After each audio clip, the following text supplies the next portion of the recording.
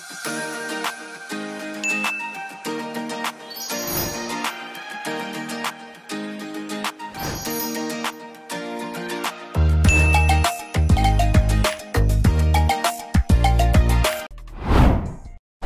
morning guys and welcome again sa ating panibagong vlog. What happened? Alas 7 pa lang dito. The electrician will come? Yeah, later. Ayan na si Yuhan. Good morning Yuhan! Good morning guys! Hi guys, good morning! Guys, good morning! Yuhan! Yuhan! Yuhan!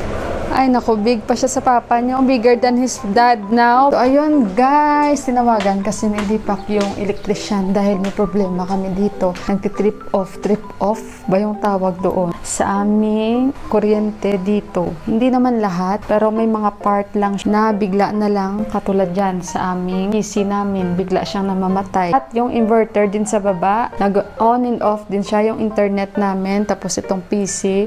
So kaya tinawagan ni Deepak ngayon yung electrician. So mamaya mas mabuti na yung ipa-check. Pero ito sinabihan ko baka may yan sa nag-connect sa amin or hindi namin alam kasi hindi man kami nakaka-encounter ng short circuit dito, 'di ba delikado in case yan ang pagsisimulan ng sunog. So pura palayo lang. Pero lang ba, yung ganun. So, ayan, tingnan nyo, dahil yung oras natin ngayon is wala pang alas 7:30 and yung mga boys kong aga nilang magising.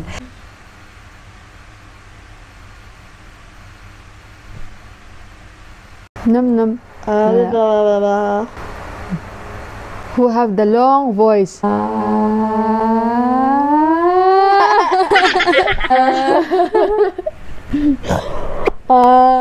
So guys, lakad-lakad. Kasama ko yung aking mga boys. Kaya sabi ko, huwag kayong maglakad ng mabilisan dahil hindi ito competition. So after 1 month, ayan, nakakapaglakad-lakad tayo. Parang feeling ko isang taon na hindi ako nakakapaglakad. Lakad guys. Holiday kasi ngayon kaya parang tahimik. Hindi crowded. Tinapagod lahat ng kababaihan kakasayaw. Ilang araw sila magsayaw-sayaw. Aga pa bukas na yung Alakan, no? Let's see.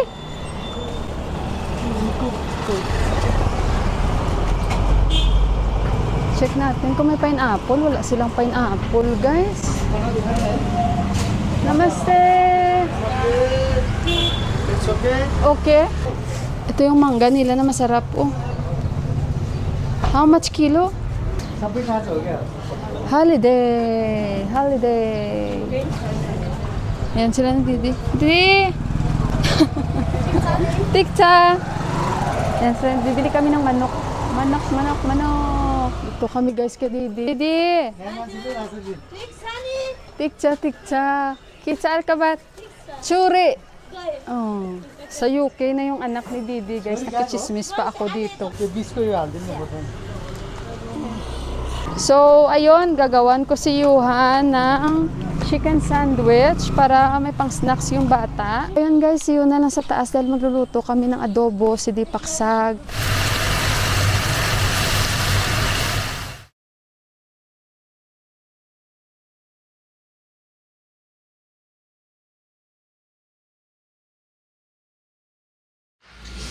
So, patatas. Si Deepak guys ang magluluto nito ng sag. Sarap si Deepak magluto ng sag. Ewan ko ba, pag kumakain ako ng Nepali foods, ang nanonotice ko lang, parang native talaga na pagluto. Siyempre Nepali sila. And yun lang guys ang na-observe ko. So, iba talaga yung lasa. Meron din naman mga nagluluto sa mga katulad nila na hindi ko gusto. Dahil maalat, mamantika, at grabe yung masala. At saka maanghang. Yun, ang ayaw ko. Hindi lahat gusto ko magluto sa kanila. Ano na itong ginawa ko sa patatas.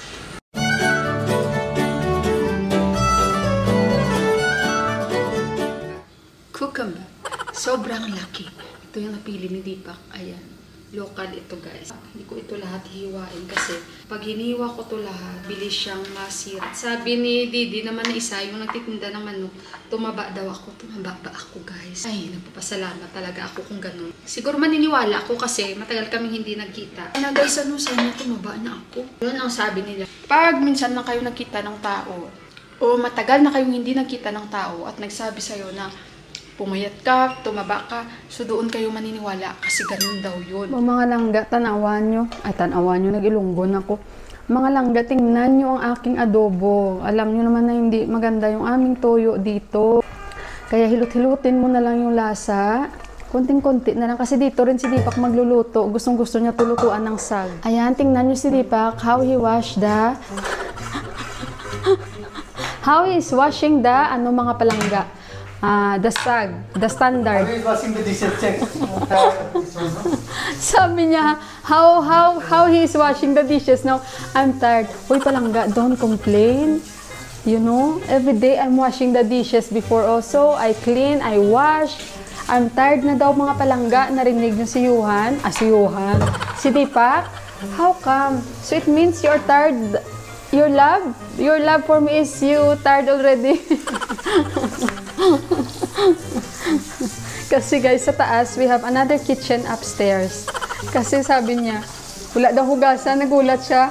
Yung isang bucket, doon ko nilagay lahat yung mga ginagamit. Kasi nga, akyat baba kami guys, no? Akyat baba. So, this is how Deepak wash the sag. The standard, Nepali style. Tawa siya guys. So, yan, ganyan si Deepak. That is how Deepak wash the sag. He's very OC guys. Too much. What is OC means? OC means what, Papa? Overconfident. Tama nga naman ano? Overconfident. O yun nga, confident si Deepak. Ayan. So, are you excited with your new baby soon? Huh? Are you excited? Shall I announce here or later only? Later only? Oh, later lang daw guys. Bawal ngayon. So, tingnan nyo guys no, kung paano, how Deepak is really washing the dishes. The sag. Niluluko ko yan kasi seryoso eh. That one guys, remember, while washing the sag, he's washing also the bowl. Ayan, push. Then, squeeze the hand. Siyuhan. Oh, Diyos ko, ang anak ko guys, oo. Then, very ano yun si Deepak, standard. Too much that one standard. Like that guys. Like you are washing the clothes. Squeeze. And then, awa siya guys, oh. And then, put. Yeah? Ayan, suluto yung ating adobo. Lipat-lipat natin. Kasi, sabi ko kay Deepak, dito na siya magluto ng, kasi sa camera ko yung ilaw namin doon. Nag-blink-blink. So, sabi ko kay Deepak, dito na siya magluto ng sag. Diretso na wag niya ng hugasan. So, ayan yung aking adobo. Luto ng ulam namin. Kausap.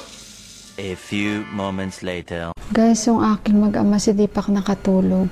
Inaantay namin yung electrician dahil andito na siya kanina. Nakita nyo, diba? So, alauna na dito. And nakaligo na ako. At gawan ko si Yuhan ng sandwich muna. So, ask Papa also if you want. So, yan lang yung snacks nila. Biglang naglumi. Si Buwan, nakita ko may madala siyang mga papel. So, ito na yung ginawa ko kay Yuhan, oh. Ayan, sabi ko nga sa inyo, nilagyan ko siya ng cucumber. At, syempre guys, yung sibuyas, oh, ito pa yung binili nila kahapon. Ala, huon. Yan, ganyan, oh, nagbibip. Ganyan guys yung aming inverter. Oh, yan. So, diba, at least save na 100 rupees lang yan. Your dream come true. Nag-refill siya ng ice. Tingnan nyo, show it to them. Kasi sabi ko, maglagay sila lagi ng ice. Ayan, pinuno na ni Yuhan. 6, 7, 8, 9, 10. Kain po. How is it, anak? Enjoy na si Yuhan. Tasty, anak? Yung pani, water. Water. So, battery water yung nilalagay niya, guys. Ito mga pamangkin niya. Say hi to my vlog! Hello!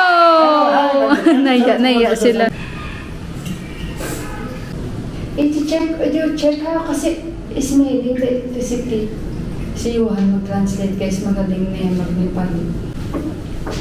You want to check? Yeah. त्यो माथि पनि चेक गर्नु I think that Papa audited. He audited. Yeah. What? What they will bring? They will take this? Pag hindi daw na-fix. Ayan. Natigil. What? Wait, he's checking. Tikcha? Ayan, okay daw. Okay, bother. Diyan guys, 4 naman yung breaker namin. 4 yung breaker namin na bumagsak dyan. Ayan, kausap niya si Deepak. The red extension, no? Kasi guys, ito talaga siya ang nakakaalam ng kuryente namin dito. Siya talaga yun. Oo. Okay. Then I lay. No problem. No problem. Okay. Problem भएपछि कल गर्नु मलाई. But here not on it, no? Thank you. Thank you. Thank you, Manu. Thank you. Bye-bye. Where is this screwdriver? Guys, natatawa ako sa sitwasyon namin dito. Nagba-brown out, tapos yung inverter namin, pag nagba-brown out, hindi siya gumagana. Gumagana siya. Pag nag-under na yung ilaw, hindi siya gumagana. So, kaya yung PC hindi namin ma-on. So, yung electrician, lalabas siya sa gate 2 times na, babalik na naman siya dahil ito ngayon nangyayari kasi yung extension, hindi nagana. Buti na lang si Johan. Itong si Deepak kasi tinawagan ng kaibigan niya. May trabaho yun si Deepak, guys. Kaso lang, may ibon daw. Ibon talaga is lifer kay Deepak. Bumalik na naman sila, ay nakakatawa. त्यो माथि पनि छ के problem Yeah, this one connected with. So,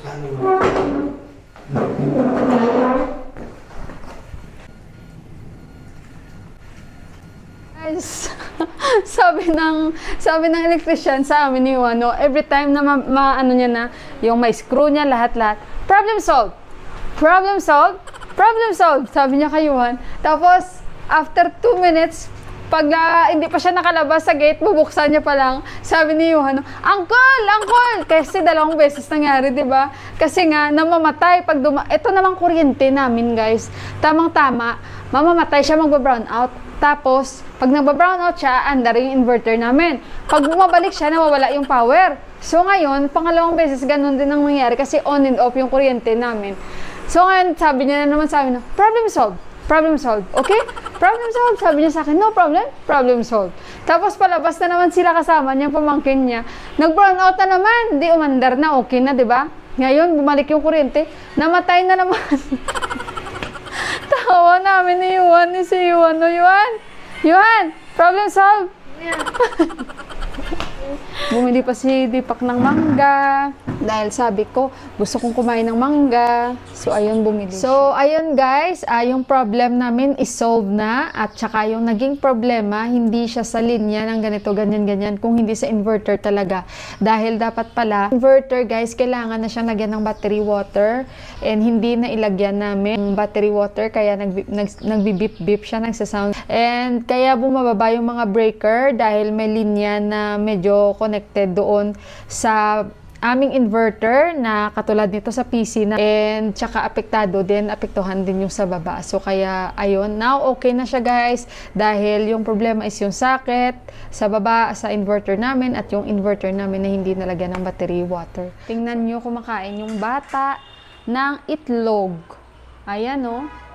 Since naoperahan ako, natuto si Johan magluto ng itlog. Ngayon, ang problema ko na naman, pag nawawala si Johan, alam ko nasaan siya, nasa kusina, nagluluto ng itlog. Ayan, kumakain siya ng itlog kasi pinakapaborito ni Johan ang itlog. Diba? Kasi hindi man siya kumain ng itlog today. Ito lang, kasi hindi ko naman siya pinapakain ng maraming itlog. Basta, tinuruan ko rin siya kung paano magluto ng itlog nung nadakip ko siyang nagluluto ng itlog. Oh, I know how to cook sausage naman. So, yan na ngayon ang problema ko kasi si Johan, pag nawawala siya, tinitingnan ko kasi alam ko ang ginagawa ni Johan kasi baka isang araw maubos niya isang crate na itlog. Kasi nung nadakip ko siya, surprise ako na marunong siya magluto ng itlog. Pero after that guys, tinuruan ko siya. Kasi alam nyo naman, di ba, mahirap na. At least may guide siya, may guidance siya. Although alam naman ng papa niya kasi si Deepak pala yung nagturo sa kanya. Pero alam nyo yon, mas okay na yung may gabay pa rin kaming dalawa ni Deepak sa kanya. Okay naman na siya, so kailangan matuto din siya kahit paano magluto-luto. Basta importante, Johan anak, baka ma-CPR ako. Maybe I will get CPR just slowly, please. Thank you. So kaya, ayon guys, niremind lang siya namin na dapat yung apoy mo ganito, dapat ganito, ganyan.